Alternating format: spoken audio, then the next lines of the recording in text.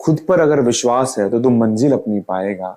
खुद पर अगर विश्वास है तो तू मंजिल जरूर पाएगा। राह में आएगी ठोकरे पर तो उठ खड़ा जाएगा। और ये मुश्किलें तो आना और जाना है, ये मुश्किलें तो आना और जाना है, पर तेरा हौसला ही तुझे आगे तक लेकर जाएगा। तो आप अपने हौसले को बनाए रखें, आप अपनी मेहनत को बनाए रखें, जरूर आपको सफलता मिलेगी। और इसी ही क्रम में हम आज एक नया टॉपिक पढ़ने जा रहे हैं, जनानकीय संक्रमण सिद्धांत।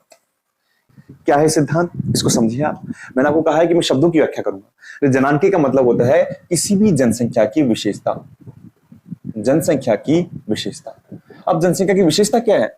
विशेषता यही है कि जहां जिस क्षेत्र की बात कर रहे हैं वो जनसंख्या ग्रामीण है क्या, वो जनसंख्या शिक्षित है या अशिक्षित है क्या, वो जनसंख्या आप पूछेंगे तो मैं बताऊंगा कि वो जनसंख्या किसान या कृषक या प्राथमिक कार्यों में संलग्न है क्या। तो ये जनसंख्या की विशेषता है। और संक्रमण का मतलब होता है समय के साथ, समय के साथ यानी जैसे जैसे समय आगे चलता रहेगा वैसे वैसे उस में क्या परिवर्तन आता है। तो जनसंख्या संक्रमण का मतलब क्या है, हम ये पढ़ने जा रहे हैं कि जनसंख्या की विशेषताओं में समय के साथ में क्या बदलाव आता है। समझ गए होंगे आप क्या पढ़ेंगे अपन। और अब बात करते हैं कि ये सिद्धांत दिया किसने है, तो आइए आपको बताता हूं। 1929 में W.S. थॉमसन साहब ने, यानी थॉमसन महोदय ने यह सिद्धांत दिया सबसे पहले। क्योंकि सिद्धांत क्या होता है, सिद्धांत वही होता है जो सामान्य उस वक्त की परिस्थिति को देखकर उसका मूल्यांकन किया जाता है। तो वही सिद्धांत था। और इस सिद्धांत के अंदर फिर परिवर्तन किया, क्योंकि सिद्धांत परिवर्तन होता है। जैसे आपने पढ़ा होगा कि हम बात करें कि पहले वैगनर का सिद्धांत आया महाद्वीप विस्थापन में, और अब वर्तमान प्लेट टेक्टोनिक्स है, तो परिवर्तन होता है सिद्धांत में। तो वैसे ही सन 1945 के अंदर डब्ल्यू नोटेस्टिन ने इस सिद्धांत में वैज्ञानिक परिवर्तन किया, यानी जो कमियां थी उनको सुधारा। और चूंकि इन्होंने इसमें परिवर्तन किया, इस कारण इस सिद्धांत के नोटेस्टिन को जनानकीय संक्रमण सिद्धांत का जनक कहा जाता है। जनानकीय संक्रमण सिद्धांत का क्या कहते हैं, जनक कहते हैं। क्या कहते हैं, जनक कहते हैं। ठीक है। अब ये सिद्धांत क्या है, इसकी विशेषता क्या है, इसको समझिए आप। सिद्धांत तो बाद में पढ़ेंगे, लेकिन बेसिकली उन्होंने क्या सोचा, किस में उन्होंने सिद्धांत को बनाया। उन्होंने ये सोचा कि हम कोई भी क्षेत्र लेते हैं, कोई भी क्षेत्र है, उस क्षेत्र में वो देखा उन्होंने कि पहले को जन्म दर और जो मृत्यु दर है उसमें समय के साथ में बदलाव आता है। और जब समय के साथ बदलाव आता है तो जन्म दर और मृत्यु दर इतना इफेक्ट करती है कि वहां की जनसंख्या में परिवर्तन आ जाता है, वहां की जनसंख्या में परिवर्तन आ जाता है। तो उस परिवर्तन को पढ़ना ही, उस परिवर्तन के बारे में मालूम करना ही जनानकीय संक्रमण सिद्धांत था। वो आगे क्या कहते हैं कि ये जो सिद्धांत था वो उस क्षेत्र की वर्तमान जनसंख्या के बारे में बताता है, वर्तमान जनसंख्या के बारे में बताता है, और भविष्य की जनसंख्या का पूर्वानुमान बताता है कि भविष्य की जनसंख्या कैसी होगी। भविष्य की जनसंख्या का पूर्वानुमान बताता है, पूर्वानुमान बताता है। अब आपके दिमाग में आ रही है कि सर क्षेत्र की बात कर रहे हैं, एरिया की बात कर रहे हैं, लेकिन एरिया है कौन सा, तो एरिया की बात करते हैं। तो आप पूछेंगे कि सर मनीष सर ये तो बताइए कि सिद्धांत किस क्षेत्र के बारे में बता रहा है। तो ये सिद्धांत बता रहा है वो जो जिस क्षेत्र के बारे में नोटेस्टिन ने अध्ययन किया वो था यूरोप, ऑस्ट्रेलिया और अमेरिका। यूरोप, ऑस्ट्रेलिया और अमेरिका। इन्होंने यूरोप, ऑस्ट्रेलिया, अमेरिका के क्षेत्र के बारे में अध्ययन किया और बताया कि वहां की जन्म दर और मृत्यु दर में जब परिवर्तन हो रहा है, तो बदलाव हो रहा है, तो वहां में जनसंख्या में परिवर्तन होता है, जनसंख्या में परिवर्तन होता है। तो उसको जो पढ़ा गया, उसको जो स्टडी की गई, वही जनसंख्या संक्रमण सिद्धांत के अंदर आई। ठीक है। अच्छा, अब ये सिद्धांत क्या है, ये तो सिद्धांत की विशेषता बता दी सर आपने, लेकिन ये तो बताइए कि एग्जाम में आ जाएगा तो लिखना क्या है। हाँ, सिद्धांत है क्या, ये तो विशेषता है। तो इसमें विशेषता है, सिद्धांत क्या है समझिए। इन्होंने कहा, दोनों ने, विद्वानों ने कहा कि अगर हम एक बार बात करते हैं कि हम एक मतलब आरंभिक काल में जाते हैं, आरंभिक काल के समाज की बात करते हैं, जब शुरुआत की बात करते हैं, वहां शुरुआत में समाज कैसा था, वहां पर लोग कैसे थे। हम यूं बात करें, लोग ग्रामीण थे, लोगों के पास में शिक्षा नहीं थी, अशिक्षित थे, लोग किसान के रूप में थे, यानी प्राथमिक कार्यों में संलग्न थे, ज्यादातर किसान थे। अच्छा, जन्म दर कैसी थी सर, जन्म दर कैसी थी, तो जन्म दर और मृत्यु दर दोनों कैसी थी, जन्म दर और मृत्यु दर दोनों ही क्या थी, उच्च थी। क्या थी, उच्च। अच्छा, और क्या कह सकते हैं, और ये कह सकते हैं कि जो जीवन प्रत्याशा थी, जीवन प्रत्याशा, अभी बताऊंगा ये क्या है, जीवन प्रत्याशा क्या थे, ये भी क्या थी, निम्न थी, निम्न थी। अब आप देखेंगे इसमें ग्रामीण था, समझते हैं, क्योंकि शुरुआत में लोग ग्रामीण थे, अशिक्षित थे, प्राथमिक कार्यों में संलग्न थे। जन्म दर उच्च क्यों थी? क्योंकि बेटा उस वक्त जो था लोगों के पास में शिक्षा नहीं थी, तो वो क्या करते थे, बड़े परिवार को अपनी ताकत मानते थे, क्योंकि मशीनें तो थी नहीं, सब काम हाथों से होता था, तो जितना बड़ा परिवार होगा उतनी उनके लिए फायदा रहता था। तो परिवार बड़ा होने के चक्कर में जन्म दर उच्च थी। अब मृत्यु दर उच्च क्यों थी? क्योंकि इस वक्त न तो कोई स्वास्थ्य सुविधा थी, गांव में कोई बीमारी आ गई तो पूरा गांव का गांव साफ हो गया, महामारी फैल गई, सूखा आ गया, तो मृत्यु दर भी उच्च थी। अब जीवन प्रत्याशा क्या होती है सर? तो जीवन प्रत्याशा ये होती है कि जीवन प्रत्याशा के अंदर हम ये मानते हैं कि स्त्री या पुरुषों वो निश्चित आयु तक एक स्वस्थ जीवन जीते हैं, उसे जीवन प्रत्याशा कहते हैं। यूरोपियन कंट्री में जीवन प्रत्याशा ज्यादा होती है और हमारी कम होती है। महिलाओं की जीवन प्रत्याशा ज्यादा होती है और पुरुषों की कम होती है। अब क्या हुआ, ये क्या कहते हैं कि अगर ऐसा समाज है और समय के साथ में, समय की धारा में समाज बहता है और समय के साथ में कुछ परिवर्तन होगा समाज में, बिल्कुल होगा। होगा या नहीं होगा बताइए? होगा। क्या होगा? ये होगा कि ग्रामीण जो लोग हैं वो धीरे धीरे क्या बन जाएंगे? नगरीय बन जाएंगे। क्या बन जाएंगे? नगरीय। अशिक्षित लोग क्या बन जाएंगे? ये शिक्षित बन जाएंगे। कृषक लोग क्या बन जाएंगे? ये जो कृषक किसान लोग हैं ये औद्योगिक बन जाएंगे। क्या बन जाएंगे? औद्योगिक कार्यों में संलग्न हो जाएंगे। और जो जन्म दर और जो मृत्यु दर है जो उच्च थी वो क्या हो जाएगी? आखिरी में जाके बिल्कुल अंतिम में निम्न हो जाएगी। ये हम अभी पढ़ेंगे, तृतीयक अवस्था के अंदर पढ़ेंगे। क्या हो जाएगी? निम्न हो जाएगी, है ना। और जीवन प्रत्याशा क्या हो जाएगी? ये भी निम्न से उच्च हो जाएगी, क्योंकि अब अच्छी उम्र तक लोग जिएंगे, क्योंकि स्वास्थ्य अच्छा होगा, बीमारियां लगेगी नहीं।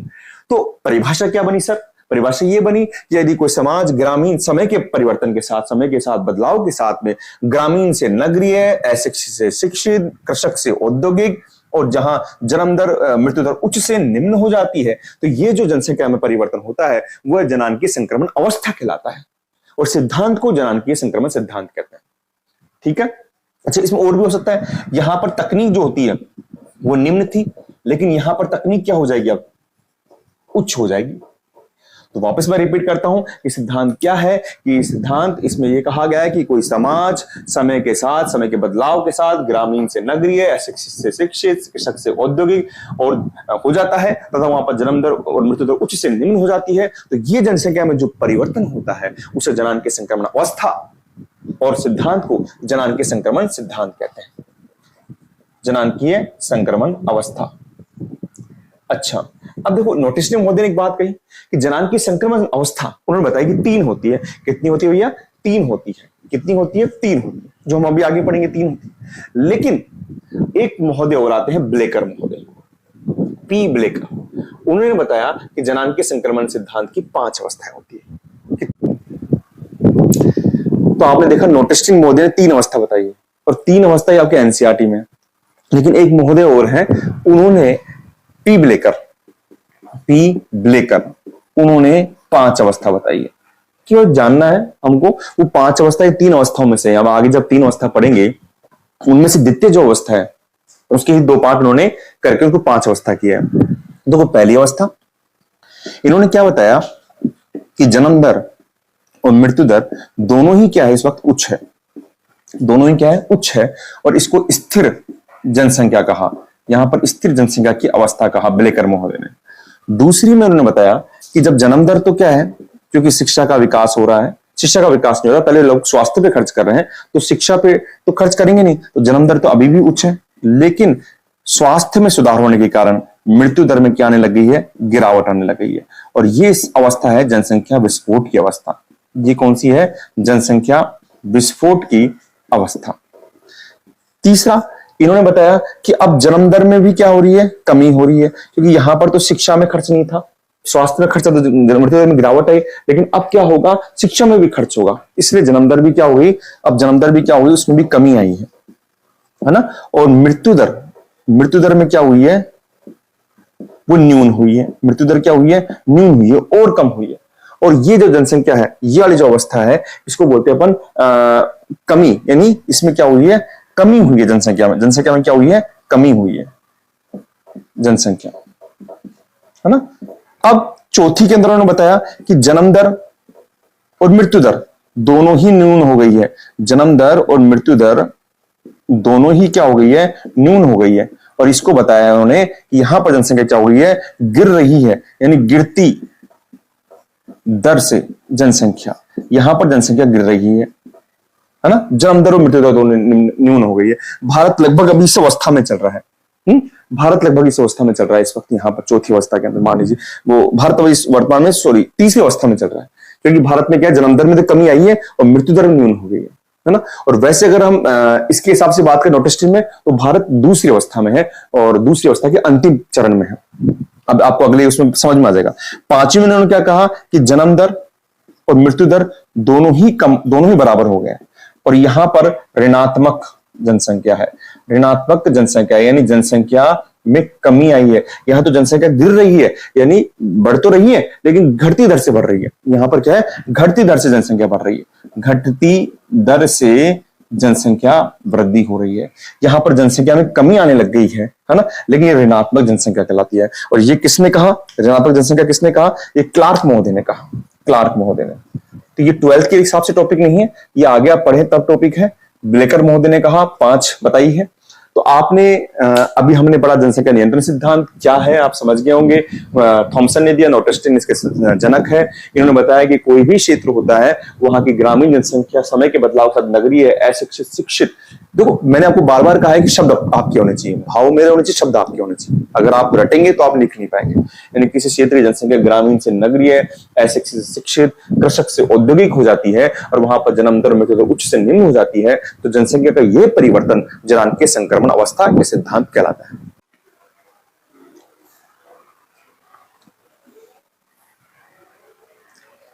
तो हाँ बच्चों, आपने अभी जो हमने पढ़ा था वो पढ़ा जनसंख्या नियंत्रण सिद्धांत, जो थॉमसन महोदय नोटिस्टिन ने दिया गया था।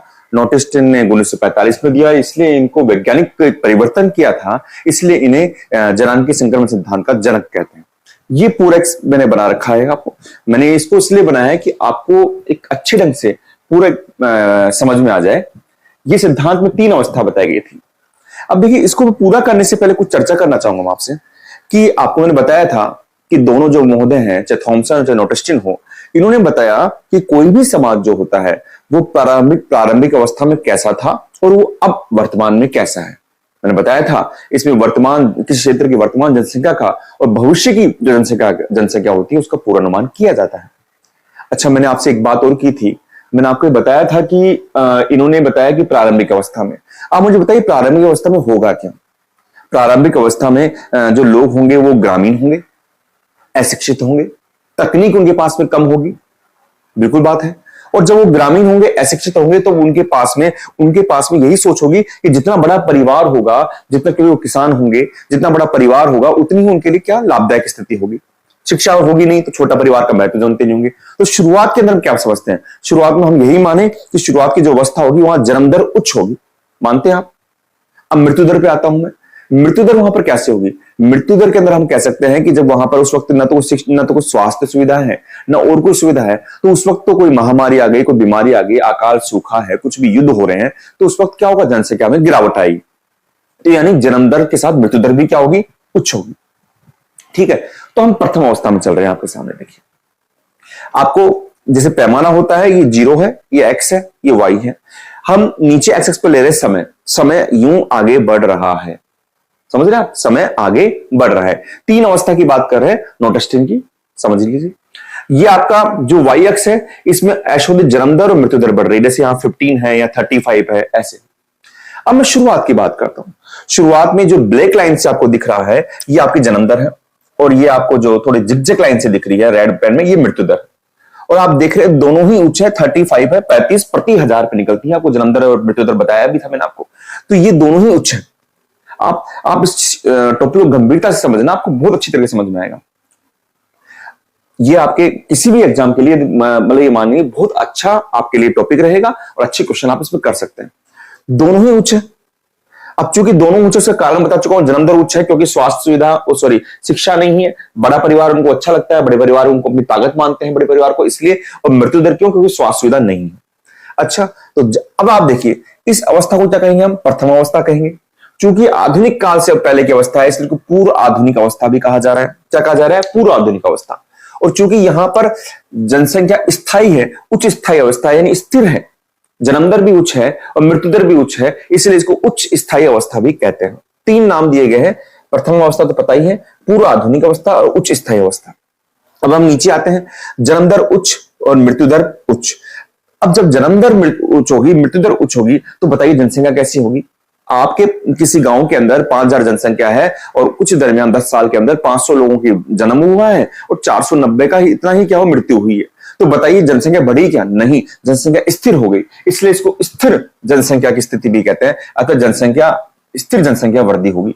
क्या होगी? स्थिर जनसंख्या वृद्धि होगी। तो इसको क्या कह सकते हैं अपन? स्थिर जनसंख्या वृद्धि की अवस्था भी कहते हैं। अब शुरुआत है तो ग्रामीण जनसंख्या कैसे होगी? ग्रामीण होगी। कैसी होगी? अशिक्षित होगी। प्राथमिक कार्य करेंगे, कृषि कार्य करेंगे, मत्स्य पालन करेंगे, आखेट करेंगे। तकनीक बिल्कुल निम्न होगी, स्वास्थ्य सुविधा भी कम होगी। ये सब पूरी अवस्था पाई जाएगी। तो अभी धीरे धीरे पूरा जो समाज है, अभी आप उधर मत जाइए, इस समय के अंदर ये आज से 200 साल पहले की स्थिति है। तो पहले जो 200 साल पहले विश्व के जो सभी देश थे वो इसी अवस्था में आते थे। 1800 से पहले के करीब लगभग, सभी नहीं कह सकते, सभी देश इसमें आते थे। और अपन यूं कह सकते हैं कि जो अल्प विकसित देश थे वो प्रथम अवस्था में आते थे। और आपके एनसीईआरटी बुक्स में दे रखा है, इसमें विषुवत रेखीय प्रदेश यानी जो भूमध्य रेखा के पास जो प्रदेश है वो इसमें है, जहां जनजातियां निवास करती है। और बांग्लादेश को भी माना गया है, लेकिन बांग्लादेश ये मान लीजिए प्रथम अवस्था के बिल्कुल अंतिम चरण में है। कहां पर है? अंतिम चरण में। अब सुनिए, ये आपकी प्रथम अवस्था हुई।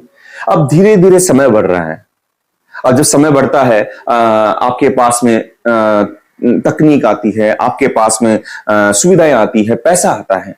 तो मुझे बताइए, अगर कोई परिवार है, उस परिवार के पास में न तो स्वास्थ्य सुविधा अच्छी है, न शिक्षा अच्छी है, लोगों के पास खाने का अन्न नहीं है, और अगर पैसा आ रहा है तो पहले खर्च कहां करेगा? बताइए। पहले वो खर्च करेगा स्वास्थ्य पर, ये आप जानते हैं, अपने सेहत पर खर्च करेगा। तो जब सेहत पर खर्च करेगा पहले, है ना, तो बताइए आप, जब सेहत पर खर्च करेगा तो स्वास्थ्य अच्छा होगा, तो मृत्यु दर में कमी आएगी। सेकंड अवस्था यानी सेकंड फेज में प्रवेश कर रहा हूं।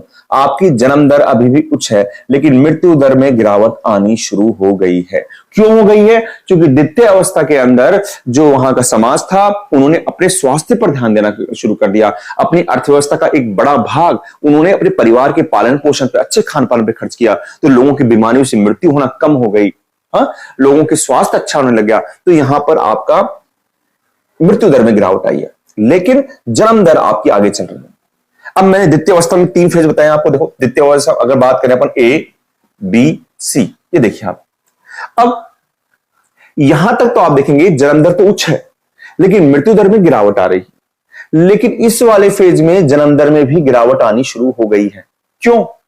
क्योंकि बेटा, जब परिवार, जो समाज होगा, वो शुरुआत में तो खर्च करेगा स्वास्थ्य पर, लेकिन जब उसका परिवार या उसका समाज स्वास्थ्य के हिसाब से अच्छा हो जाएगा, सुदृढ़ हो जाएगा और कोई समस्या नहीं रहेगी, तब वो खर्च करेगा अपनी शिक्षा पर। और जब शिक्षा पर खर्च करेगा तब उसे महत्व समझ में आएगा कि छोटा परिवार कितना अच्छा होता है। छोटा परिवार सुखी परिवार होता है, संसाधनों का अच्छा उपयोग कर सकता है। तो यहां पर उसकी जन्म दर में भी गिरावट आने लग जाएगी। तो ये आपके द्वितीय फेज वाला होगा, इसी के अंदर, समझ रहे हैं आप। और थर्ड के अंदर दोनों में ही गिरावट आ रही है, आपकी जन्म दर भी गिर रही है और मृत्यु दर भी, दोनों गिरकर यहां पर आ गई है। अब इसको मैंने अलग अलग क्यों किया? पहली बात तो समझिए आप, इस पूरे फैक्टर का अगर हम जन्म दर बात करें तो जन्म दर तो उच्च है, अभी भी उच्च बनी हुई थी यहां तक पूरे स्तर पे, लेकिन गिरती हुई दर है। दर क्या है? गिर रही है। और मृत्यु दर में क्या आई है? कमी आई है। मृत्यु दर में कमी आई है। पहली बात तो यहां पर जन्म दर और उच्च मृत्यु दर दोनों ही उच्च थी, यहां पर जन्म दर में उच्च है गिरती दर से, और मृत्यु दर में कमी आई है। अब जो फर्क आएगा, शिक्षा बढ़ रही है, स्वास्थ्य बढ़ रहे हैं, तो आपकी जनसंख्या नगरीय हो जाएगी, शिक्षित हो जाएगी। आप प्राथमिक की जगह द्वितीयक और तृतीयक कार्य करने लग जाएंगे। द्वितीयक तृतीयक कार्य क्या होते हैं हम अगले चैप्टर में बात करेंगे। स्वास्थ्य सुविधा भी आपकी उच्च हो जाएगी। और विश्व के वर्तमान में लगभग सभी विकासशील देश इसी श्रेणी में आते हैं। इस अवस्था को क्या कहते हैं? इसको पूर्व आधुनिक अवस्था कहा था, इसको आधुनिक अवस्था कहते हैं। अब मुझे बताइए कि किसी समाज के अंदर या किसी गांव के अंदर जनसंख्या में तो वृद्धि अभी भी चल रही है, लेकिन आपने मृत्यु दर में गिरावट कर दी है। मृत्यु दर यानी लोग कम मर रहे हैं, तो जनसंख्या में विस्फोट होगा या नहीं होगा? बिल्कुल होगा। जहां जनसंख्या 5,000 है और आपका जन्म जो हो रहे हैं वो 500 हो रहे हैं, लेकिन मृत्यु दर को आपने रोक दिया है, 10 या 5 ये मृत्यु दर हो रही है, तो आपकी जन्म दर, मतलब आपकी जनसंख्या तेजी से बढ़ेगी। तो इसको जनसंख्या विस्फोट की अवस्था भी कहते हैं। ये बहुत मोस्ट है। इसको जनांग की संक्रमण अवस्था की द्वितीय अवस्था को जनसंख्या विस्फोट की अवस्था कहते हैं।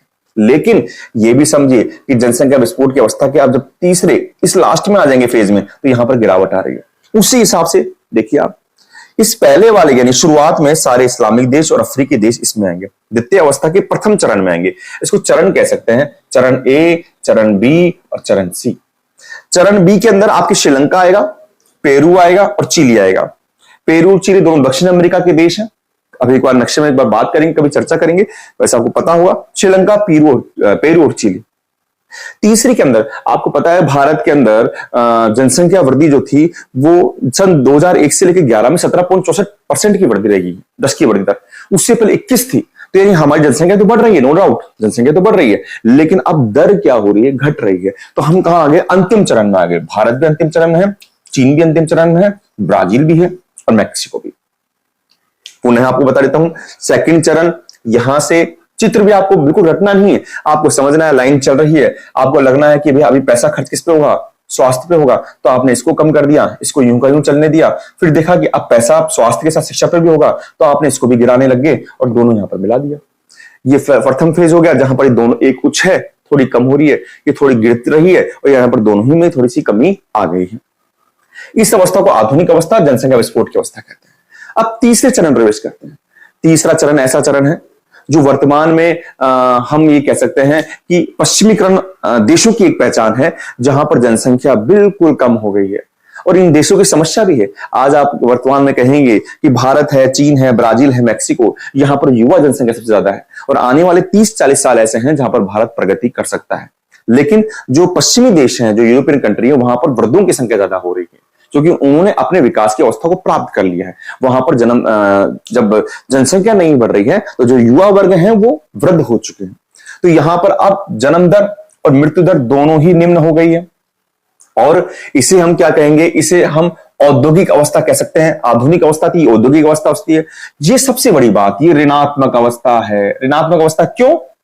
क्योंकि जनसंख्या में कमी आने लग गई है, आपकी जनसंख्या नहीं बढ़ रही है, मृत्यु दर भी कम हो गई है। लेकिन जब जनसंख्या ही नहीं बढ़ रही है, आप परिवार में चीन में, जर्मनी में देखेंगे, वहां सबसे सर्वाधिक वृद्ध है, फ्रांस में है, तो वहां जनसंख्या नहीं बढ़ रही है, तो जनसंख्या में बिल्कुल कमी आने लग गई है। क्योंकि मृत्यु तो होती है, मृत्यु आपके पता है स्वाभाविक रूप से नहीं और तरीके से भी होती है, तो उसी कारण जनसंख्या में गिरावट आने लगी है, ऋणात्मक होने लगी, इसलिए इसको ऋणात्मक अवस्था कहा जाता है। इसको निम्न स्थायी अवस्था भी कहता है, क्योंकि बिल्कुल स्थायी अवस्था में आ चुकी है, लास्ट का बिल्कुल निम्न स्थायी अवस्था आ चुका है अंत में। अब यहां पर क्या होगा, उच्च नगरीकरण होगा, स्वास्थ्य भी उच्च होगा, शिक्षा भी उच्च होगा, और यहां पर जो क्रियाकलाप होंगे वो चतुर्थ और पंचम क्रियाकलाप होंगे। यहां पर क्रियाकलाप भी होंगे, चतुर्थ और पंचम होंगे, समझ रहे हैं आप। अब इसके अंदर आपका, मैं 1 मिनट में इस पूरे डायग्राम को दोबारा बना के दिखाऊंगा, आप देखना। यहां पर यूरोप है, यूरोप के फ्रांस, जर्मनी, स्पेन आते हैं। उत्तरी अमेरिका के यूएसए, कनाडा आएगा। एशिया के 2 देश आएंगे, जापान और सिंगापुर। तृतीय अवस्था में एशिया के 2 देश आएंगे, मैं रिपीट करता हूं, रिपीट, जापान और सिंगापुर, और ऑस्ट्रेलिया और न्यूजीलैंड आएंगे। तो ये इस अवस्था को पश्चिमीकरण की अंतिम अवस्था भी कहते हैं। तृतीय अवस्था को पश्चिमीकरण की अंतिम अवस्था भी कहते हैं। तो ये 3 अवस्थाएं बताई है, नोटिस्टन महोदय ने बताई है, थॉमसन नोटिस्टन महोदय ने बताई है, और 3 अवस्था आपके सामने है। और इस अवस्था के अंदर आप समझ सकते हैं, यहां से कई प्रश्न उठते हैं कि भाई आपसे पूछ सकता है कि ऐसी कौन सी अवस्था है जहां पर स्थिर जनसंख्या वृद्धि पाई जाती है, तो प्रथम अवस्था है। ऐसी कौन सी अवस्था है जहां पर जनसंख्या विस्फोट अवस्था पाई जाती है, द्वितीय अवस्था है। ऐसी कौन सी अवस्था है जिसके अंदर आपको ऋणात्मक अवस्था पाई जाती है, वो आपकी तृतीय अवस्था है। इसको ऋणात्मक अवस्था किसने कहा है, ये भी याद रखिए, क्लार्क महोदय ने कहा है। इन्होंने कहा है, क्लार्क महोदय ने इस तृतीय अवस्था को ऋणात्मक अवस्था कहा है। तो मुझे उम्मीद है कि आपको समझ में आ गया होगा। इसको अगर आप सोच रहे हैं, एक बार इसका स्क्रीनशॉट भी ले सकते हैं अगर आप करना चाहें, दिख रहा हो आपको। और अब इसमें आप इसको समझिए कि इसको बनाना कोई मुश्किल नहीं है। देखिए आपको करना क्या है, मैं आपको रफली एक चीज बना के दिखाता हूं, जैसे आपको लगे कि कितनी आसानी से बन सकता है। आपको क्या करना है, आपको ये ध्यान रखना है कि ये जैसे आपका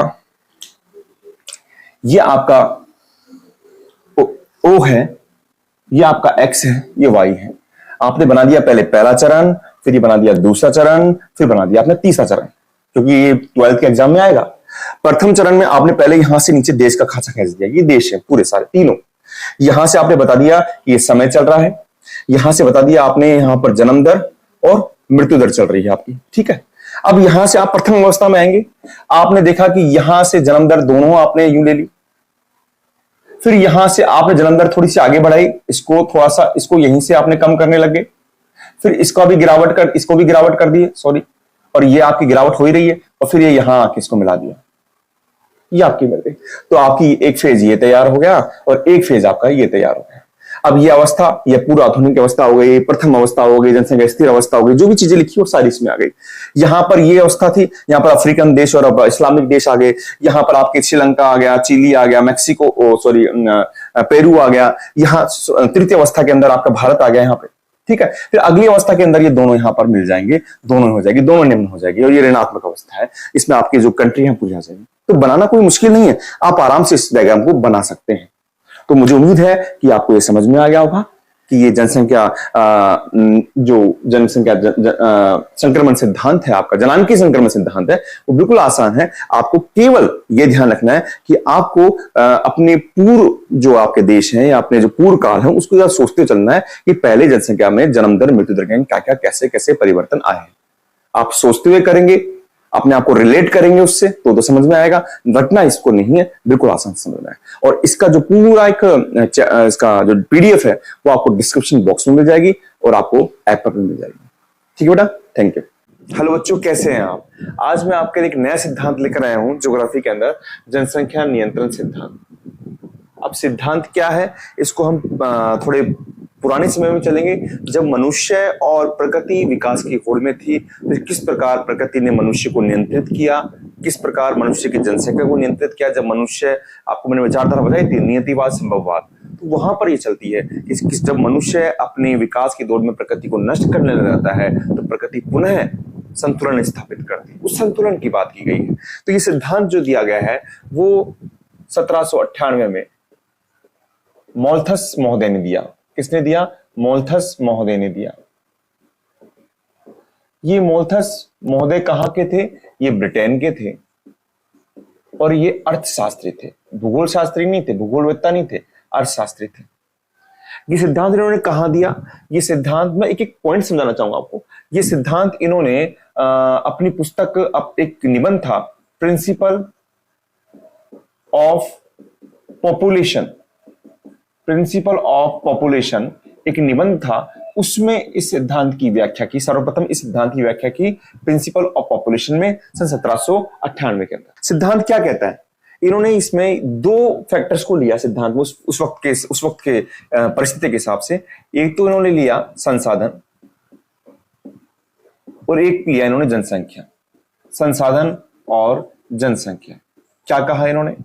इन्होंने ये कहा कि किसी भी क्षेत्र में जो संसाधन होते हैं वो मात्रात्मक रूप से या सकारात्मक रूप से बढ़ते हैं, सकारात्मक रूप से बढ़ते हैं, जैसे 1, 2, 3, 4, 5 इस तरीके से। जबकि उन्होंने कहा कि जनसंख्या जो होती है वो किसी भी क्षेत्र की गुणोत्तर रूप से बढ़ती। कैसे बढ़ती है? गुणोत्तर रूप से बढ़ती है, गुणोत्तर रूप से बढ़ती है। जैसे 1, 2, 4, 8, 16, 32।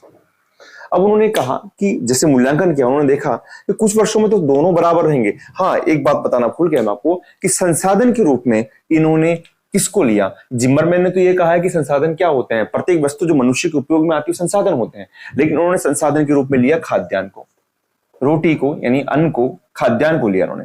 तो इन्होंने कहा कि शुरू में एक अगर खाद्यान्न है, जैसे अगर रोटी से करें, एक रोटी है, जनसंख्या भी 1 है, 2 है, 2 है, 3 है, 4 है, लेकिन बाद में अंतर बढ़ जा रहा है, 4, 8, 5, 16 का अंतर बढ़ता जा रहा है। तो अगर ऐसा ही चलता रहा तो 200 वर्षों के अंदर, आने वाले 200 वर्षों में जनसंख्या और संसाधन में, जनसंख्या और संसाधन में 256:9 का अंतर हो जाएगा। 256:9 का अंतर हो जाएगा, यानी ये अनुपात हो जाएगा, देख लीजिए। और ऐसा ही चलता रहा तो 25 वर्षों में जनसंख्या दुगनी हो जाएगी। 25 वर्षों में जनसंख्या दुगनी हो जाएगी, दुगनी हो जाएगी।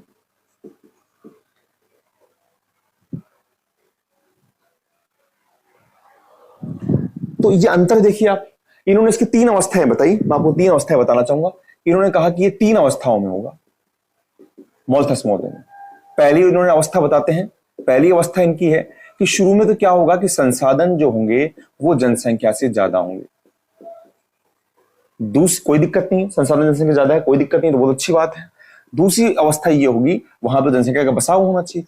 दूसरी अवस्था होगी कि संसाधन और जनसंख्या दोनों बराबर हो जाएंगे, यहां पर भी कोई दिक्कत नहीं है। लेकिन तीसरी अवस्था में उन्होंने बताया कि जनसंख्या या यूं करें संसाधन जो है उनसे ज्यादा जनसंख्या हो जाएगी। यहां पर उन्होंने कहा यह चिंतनीय अवस्था होगी, क्योंकि यहां पर जनसंख्या ज्यादा है, संसाधन कम है। जैसे यहां पर बताया 256:9, यानी खाने के लिए लोग हैं 256 और रोटियां हैं 9। तो बताइए ये स्थिति भयावह स्थिति नहीं होगी? बहुत भयावह स्थिति हो जाएगी, आप इसकी कल्पना नहीं कर सकते। तो उन्होंने कहा कि इसका नियंत्रण होगा। अब नियंत्रण 2 तरीके से होगा, एक होगा निवारक उपाय।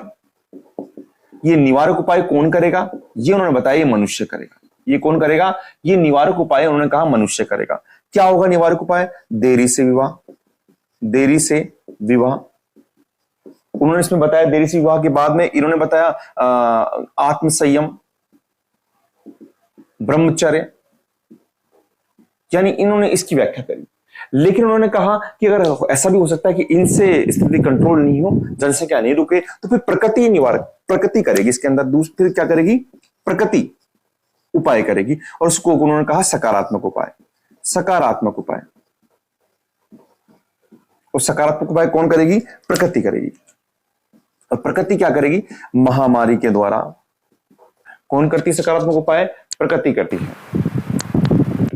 हाँ, और प्रकृति किस प्रकार करेगी सकारात्मक उपाय? प्रकृति करेगी महामारी के द्वारा।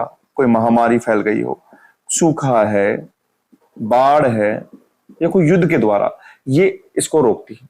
तो आप संक्षेप में समझ चुके होंगे एक तरीके से कि माल्थस सिद्धांत क्या है। 1798 में माल्थस महोदय ने दिया, अपने प्रिंसिपल ऑफ पॉपुलेशन निबंध में दिया। उन्होंने बताया कि संसाधन होते हैं मात्रात्मक या सकारात्मक रूप से बढ़ते हैं, जबकि जनसंख्या गुणोत्तर रूप से बढ़ती है। अगर ऐसा चलता रहा तो 200 वर्षों में जनसंख्या संसाधन में 256:9 का अंतर हो जाएगा, और 25 वर्ष में जनसंख्या क्या हो जाएगी? दुगनी हो जाएगी। 25 वर्ष में जनसंख्या आपकी दुगनी हो जाएगी। लेकिन और इन्होंने कहा कि 3 अवस्थाओं में होता है, बता दिया। और अगर इसको पहले मनुष्य नियंत्रित करता है निवारक उपाय के द्वारा, और फिर प्रकृति नियंत्रित करती है सकारात्मक उपाय के द्वारा। ये इन्होंने बताया है कि प्रकृति सबसे महत्वपूर्ण है। प्रकृति के आगे मनुष्य को अपना विकास देखकर करना चाहिए। यानी आपने जो सिद्धांत पढ़ा था, आपने विचारधारा पढ़ी थी नवनीतिवाद, वो यहाँ पर चरितार्थ होती है। लेकिन देखो हर सिद्धांत में कुछ कमी होती है, और इसमें भी कमियां थी। इस सिद्धांत की जो कमियां थी वो जब सामने आई, और सिद्धांत में जब कमी आती है तभी उसका सुधार आता है। जैसे वैगनर का सिद्धांत था, उसमें कमी थी, तब आपका प्लेट टेक्टोनिक्स आया था। तो वैसे इसमें कमी थी कि यूरोपियन कंट्री में देखा गया, जो यूरोपीय देश है वहां देखा गया कि वहां पर छोटे देश हैं, वहां पर जनसंख्या तो ज्यादा है, क्षेत्रफल में जो छोटे से देश हैं जनसंख्या ज्यादा है और संसाधन कम है।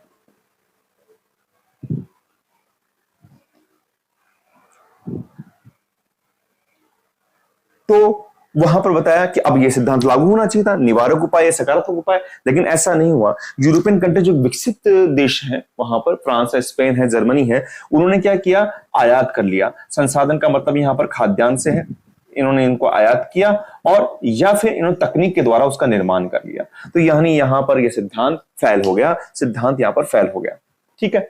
दूसरा फिर इसमें कमी एक और आती है। कईयों ने कहा कि 25 वर्ष में जनसंख्या दुगनी नहीं हो सकती। 25 वर्ष में जनसंख्या किसी भी देश की दुगनी नहीं हो सकती, ये बताया गया। और फिर तो एक कमियों की बाढ़ आ गई। जैसे आपको आप जानते हैं कि एक छोटी सी कहानी है कि किसी व्यक्ति ने क्या एक बाहर बाजार में बोर्ड लगा दिया, व्हाइट बोर्ड ऐसा ही, और वहां पर क्या कर दिया, उस बोर्ड पर एक निशान लगा दिया और कहा सभी से कि क्या दिखता है आपको? सब जो भी आ रहे वो बोर्ड देखते थे और बोला कि ये काला धब्बा दिखता है। यानी इंसान को जब कमियां होती है तो कमियां दिखती हैं, तो कमियां यहां पर शुरुआत हो गई थी। किसी ने ये भी कहा उसी कमियों के अंदर कि भैया संसाधन जो होते हैं वो सकारात्मक रूप से नहीं बढ़ते, सकारात्मक रूप से नहीं बढ़ते हैं संसाधन, और न ही जनसंख्या गुणोत्तर रूप से बढ़ती है। ये भी उन्होंने कहा, ये भी गलत है, जनसंख्या भी गुणोत्तर रूप से नहीं बढ़ती है। ठीक है। अच्छा, इन्होंने और क्या कहा इसके अंदर, यहां पर आप समझ लीजिए। इन्होंने ये भी कहा कि जैसे एक इन्होंने बताया था कि सकारात्मक उपाय होते हैं और वो प्रकृति करती है, और निवारक उपाय होते हैं जो मनुष्य करते हैं। लेकिन यहां पर इन्होंने एक वैज्ञानिक उपाय, जो वैज्ञानिक उपाय थे उसको नजरअंदाज कर दिया था। तो ये बताया गया कि वैज्ञानिक उपाय, और बिल्कुल सही बात है कि आजकल जो वैज्ञानिक उपाय हैं, छोटा परिवार होता है या कई जो ऑपरेशंस होते हैं उसके द्वारा भी हम परिवार को छोटा कर सकते हैं। तो जो वैज्ञानिक उपाय नजरअंदाज किए थे उन्होंने, उसके बारे में इसमें बताया गया। ये भी कमी थी। और एक पांचवी कमी जो मैं देख रहा हूं, मैंने इसमें अवलोकन किया कि संसाधन उन्होंने खाद्यान्न में शामिल किया, संसाधन के रूप में खाद्यान्न को। जबकि आपको पता है कि जिमरमैन महोदय ने कहा कि संसाधन तो प्रत्येक वस्तु है जो मनुष्य के उपयोग में आती है, और मनुष्य खुद भी संसाधन है। तो यहां पर संसाधन के रूप में सिर्फ उन्होंने खाद्यान्न को इस्तेमाल किया, खाद्यान्न को शामिल किया। ये भी कमी थी। मनुष्य भी संसाधन है, अन्य वस्तु। प्रकार ये सिद्धांत की कमियां थी, और इन कमियों के बाद ये जो सिद्धांत था पुनः वापस क्या होगा, इसको नकार दिया गया। लेकिन किसी विद्वान ने अगर संसाधन बनाया तो कुछ सोचकर बनाया होगा। तो क्या होता है आप देखिए कि बाद में धीरे धीरे समय के साथ में सन 1948 में एक विद्वान आते हैं, उनका नाम है बोवेट महोदय। बोवेट महोदय ने देखा कि उस समय जब मनुष्य विकास की घोड़े पर सवार था, तेजी से निकल रहा था, तब उन्होंने देखा कि ओजोन जो कई प्रकृति के द्वारा, जैसे मान लीजिए ओजोन क्षरण हो रहा है, या फिर बर्फ पिघलने से, हिम पिघलने से द्वीप डूब रहे हैं, या फिर मान लीजिए आपके ग्लोबल वार्मिंग हो रही है, अकाल पड़ रहा है, कई प्रकार की समस्या देखी, उससे जनसंख्या नियंत्रित हो रही है। उससे उन्होंने देखा कि जनसंख्या नियंत्रित हो रही है। जैसे ओजोन क्षरण कह सकते हैं अपन, ओजोन क्षरण से कह सकते हैं, ग्लोबल वार्मिंग कह सकते हैं, ग्लोबल वार्मिंग के द्वारा। तो इन्होंने कहा कि जनसंख्या नियंत्रित हो रही है। तो इन्होंने कहा कि फिर ये जो आपका बोल्ट्जमैन का सिद्धांत है, ये पूरी तरीके से गलत नहीं कि जनसंख्या को प्रकृति नियंत्रित करती है। तो इन्होंने एक नया सिद्धांत दिया, और सिद्धांत का नाम था नव माल्थसवाद सिद्धांत। नव माल्थसवाद सिद्धांत। और इस सिद्धांत को जब इन्होंने दिया तो लोगों ने सोचा कि हाँ, प्रकृति नियंत्रित कर सकती है। और ये वर्तमान में आप भी देख सकते हैं कि अभी जैसे कोरोना का जो आया था 2 साल पहले, तो कोरोना ने भी प्रकृति को, जो प्रकृति का एक रूप था, उन्होंने क्या किया कि जनसंख्या को नियंत्रित किया। यही ऐसी आपदा ही आती है। फिर एक ज्योग्राफर का ग्रुप होता है, club of Rome. Club of Rome, उनकी किताब थी, उस किताब का नाम था limits to growth. Limits to growth का मतलब ये होता है विकास को लिमिट, यानी विकास जो मनुष्य कर रहा है उसको लिमिट में रखना चाहिए, उसको नियंत्रित रखना चाहिए। उस पुस्तक के अंदर भी इस सिद्धांत का वर्णन किया गया। मुझे उम्मीद है कि आपको ये सिद्धांत समझ में आ गया होगा। बड़े ही मैंने इसको वर्तमान परिस्थिति से जोड़ते हुए आपको बताया है, और आसान शब्दों में आपको समझ में आ गया होगा। अब आप पाठ नंबर 2 पूरा हो चुका है। आप वीडियो में इसको आप 1 या 2 बार देखिए, आपको समझ में आएगा। डिस्क्रिप्शन बॉक्स में मैंने दोनों ही सिद्धांत, जनसंख्या नियंत्रण सिद्धांत और जनान की संक्रमण सिद्धांत, दोनों की PDF डाल रखी है, वहां टेस्ट भी डाल रखे हैं, आप वहां पर देखिए। मुझे उम्मीद है कि आपका साथ यूं ही बनता रहा, यूं ही बना रहा, तो हम यूं ही आगे बढ़ते रहेंगे। ओके बेटा, थैंक यू।